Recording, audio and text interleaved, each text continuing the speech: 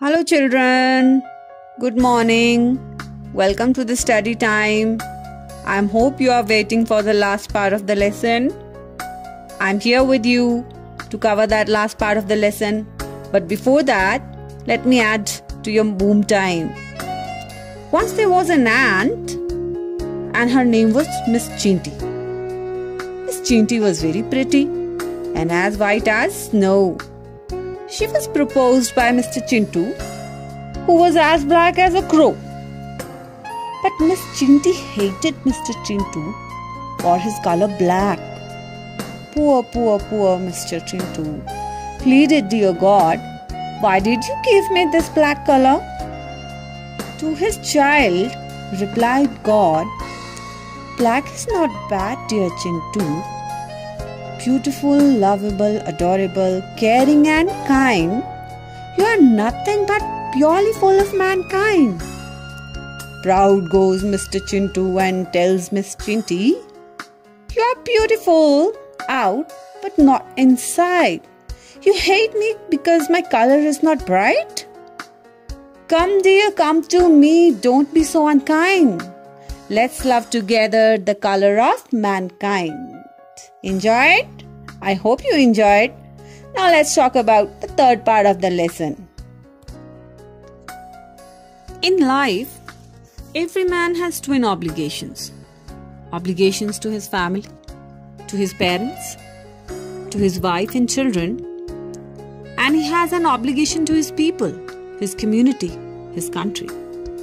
In a civil and a humane society, each man is able to fulfill those obligations according to his own inclinations and abilities.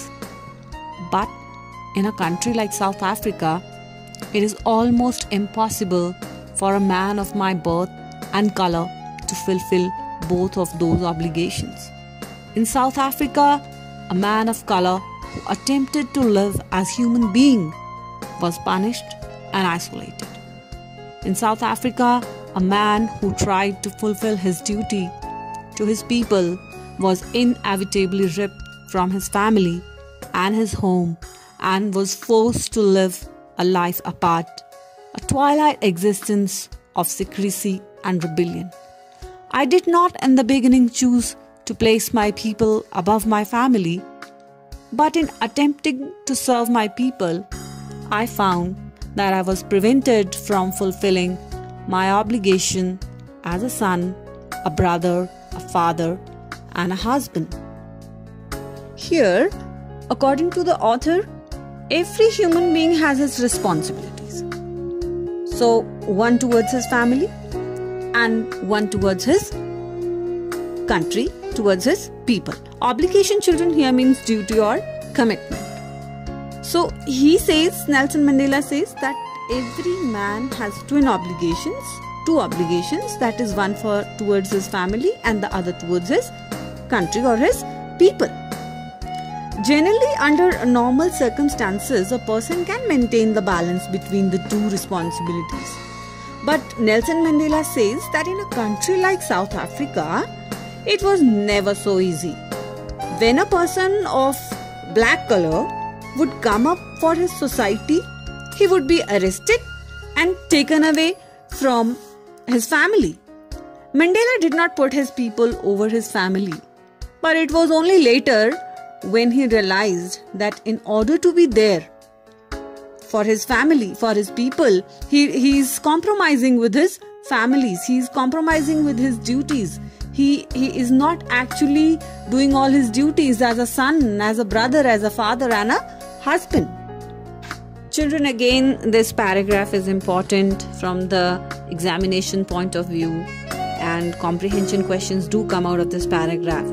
So let me just highlight some of the questions that might come.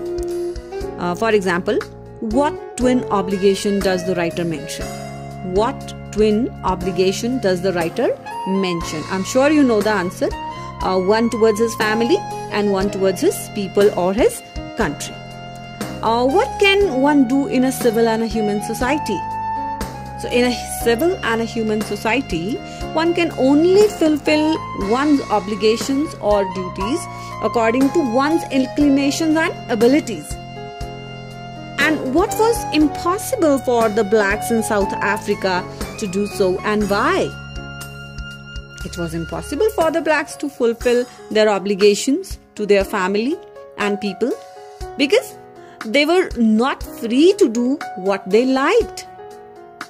And how were the blacks treated if they tried to live as human beings? So they were punished and put into prison. Children, you can also add on some questions on your own. For example, pick up the noun forms of the verbs or from the paragraph. For example, like obligation, rebellion, isolation, inclination, etc. I was not born with a hunger to be free. I was born free. Free in every way that I could know. Free to run in the fields near my mother's hut. Free to swim in the clear stream that ran through my village, free to roast millies under the stars and ride the broad backs of slow-moving bulls.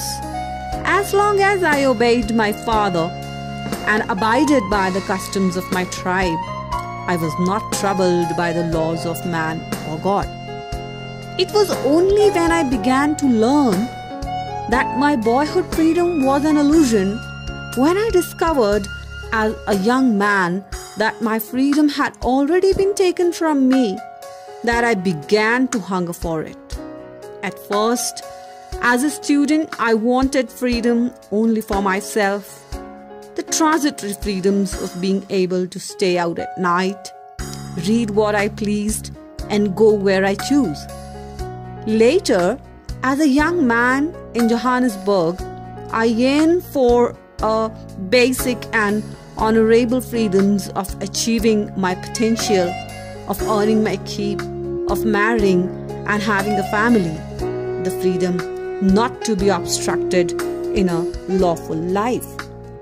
Nelson Mandela here says that he was not born with a hunger to be free. He was free. He did not understand what apartheid was because he enjoyed every part of his childhood. He enjoyed running in the fields. He enjoyed swimming in the clear stream, roasting millies, and riding the broad backs of slow-moving bulls. He did all the normal things which a child is supposed to do or which a child enjoys there in South Africa. So he did not have any plan to stand up or fight against apartheid system. He lived his childhood, enjoyed his childhood like every normal children. He only had to follow the rules which were being set up by his father or the customs of his tribe. But later, as soon as he grew up, he began to learn the facts as how blacks are treated. Then he decided to fight it. He had his own wishes for freedom from inside. Earlier, just he wanted freedom for himself, like just staying out at night, etc. But later, for having basic life, not just for himself but for everyone else, he thought of fighting against the system of apartheid. In Johannesburg, they had to struggle or they had to fight for having a peaceful marriage, a family, and a basic things. Later in his life, he realized that their freedom is being curtailed. So he fought for the system called apartheid. So question can be asked that what did being free mean to Mandela as a boy and as a student, and how does he contrast these transitory freedoms with the basic and honorable freedoms? So as a boy, freedom meant to him the freedom to run in the fields near his mother's hut. It meant the freedom to swim in the clear stream, ride the bull's back, and do whatever he wanted to do in the village.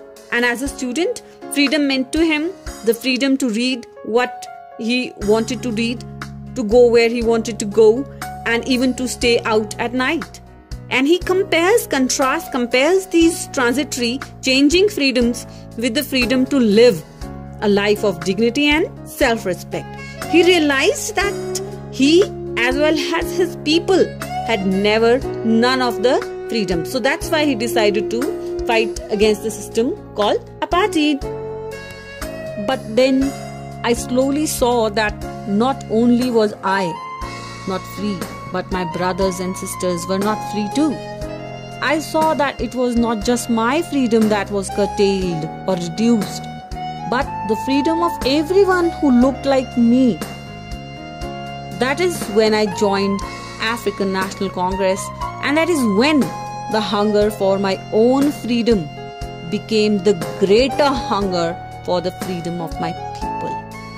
It was this desire for the freedom of my people to live their lives with dignity and self-respect that animated or changed my life, that transformed a frightened young man into a bold man, that drove a law-abiding attorney to become a criminal, that turned a family-loving husband into a man without a home, that forced a life-loving man to live like a monk. I am no more virtuous or self-sacrificing than the next man, but I found that I could not even enjoy the poor and limited freedoms as I was allowed when I knew my people were not free. Freedom is indivisible. The chains on every one of my people were the chains on all of them. The chains on all of my people were the chains on me. Nelson Mandela joined African National Congress when he realized that it is not only him whose basic rights and freedoms were snatched away or taken away, but of all those who looked like him, means all those who were black. He wanted his people to be free, to live freely, and live with respect, dignity, honor. And this desire changed Nelson Mandela to be a bold and a brave man, a lawyer to the one breaking the law for his people. From a family man, he was changed to a monk, to a saint, or just we can say that to a freedom fighter. It was this knowledge that he and his people were restricted freedom made him into a selfless man as opposed before. He felt that freedom cannot be divided. It is indivisible. The chains on any one of my people were the chains on all of them. He felt that the chains of discrimination and hatred were the chains on not only him, but on all of his people. I knew that the oppressor must be liberated, must be freed, just as surely as the oppressed. A man who takes away another man's freedom is a prisoner of hatred. He is locked behind the bars of prejudice and narrow-mindedness. I am not truly free if I am taking away someone else's freedom, just as surely as I am not free when my freedom is taken from me. The oppressed and the oppressor alike are robbed of their humanity. In this concluding paragraph of the lesson, Nelson Mandela mentions that the need to free the oppressor. And who is the oppressor? The one who hates others, the one who is cruel and bad to others. His need to be free is as high as that of the oppressed. And who is the oppressed one? The one who is treated badly, the one who is hated. And in this particular lesson, it's nobody but the black people. Because the oppressor is prisoner of hatred, so he cannot think of love, he cannot think of goodness. So he is locked by the feelings of strong dislike for others, and that too without any reason. The oppressor is narrow-minded. He cannot think of good to others. The oppressor robs or takes away the humanity or freedom of his victim. Here, victim means the black people. But not only he takes away the freedom of black people, but he also takes away his own humanity, his own freedom. So Nelson Mandela concludes that saying that the oppressor and the oppressed both need to be free. He does not find much difference between the oppressor and the oppressed. So finally in this lesson, we get to know that the black people, they won, and Nelson Mandela became the first black president of South Africa on 10th May 1994. The formation of the non-racial democratic government was his victory. And the people of South Africa got equivalent rights to the other people living in their country. Children, we do come across many people across the world who still faces and who still have to face such differences. Recently, I could see and there are news coming out from America that again that there is civil unrest inside the country, and what's the reason is again the discrimination, the racial discrimination. The black non-Americans are treated differently by the white Americans, which is actually very painful and is not good for humanity. Let's come together, love each other, respect each other, be honorable to each other, and wipe out all other differences based on caste, color, creed, or sex. Let's love humanity. Let's be together. Let humanity and mankind reign this world, not black or white. Thank you.